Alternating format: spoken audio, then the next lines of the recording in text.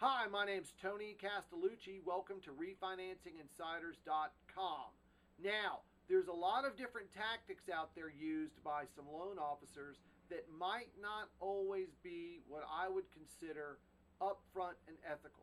When I was a mortgage broker, I made sure that I was always upfront and ethical with people and told everybody as much about the loan as I knew and made sure they got the best product to help their needs, and made sure that when they left the closing table they were happy. Now, why is that important? Doesn't that make sense that in any business out there you want to make sure the customer's happy? Well, I saw some brokers out there and some banks do some things that I think you need to be warned about next time you refinance or buy a house. Okay, make sure you understand some of the mentality that's out there. Okay, first off, some of these people were making sure that they would add extra fees in at the closing table to make sure that the loan closed with more money in their favor, obviously. Okay, there's no reason to do that. I would get referrals from satisfied customers, from friends and relatives, because my loans closed exactly the way I said they would from the beginning. Okay, now granted, when a loan closes, depending on the payoff on the house and the insurance, the payoff amount can always be a little bit, which means that the money you get back at close, or if it's cash out, or maybe the actual exact numbers are going to be different. Nobody can help that. That's not what I'm talking about. I'm talking about guys up in the rate a little bit, like maybe there was a $500 bonus for them if they upped you a quarter point, or maybe they added in a little extra fee. I've seen a fees add in under the spot after there's the broker fees.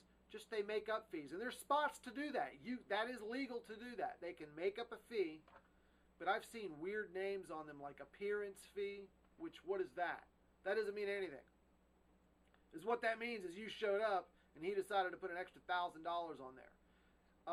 Some other really horrible tactics that I've heard used. Actually heard. I was next to a closing room for 6 months at one of the businesses I worked at. And one of the things I heard the guy say is, he goes, you can complain or you can complain and sign. And that's what the mortgage broker told the customers. Now, the reason they were complaining was that he told them over and over again, no, don't pay your mortgage this month. Don't worry about it. When we close, the payoff will cover that mortgage. Well, this guy was pretty smart and devious, and what he did is he allowed that closing to happen right around the 30-day mark of their mortgage not being paid.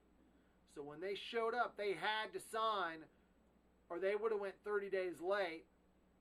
And then once that 30-day late shows up on the credit report, they couldn't have got the loan he was presenting to them anyway. So he had them in a pinch. Okay, that is a brutally dishonest tactic, and I want to make sure that this gets out there, that people know that I've seen that done.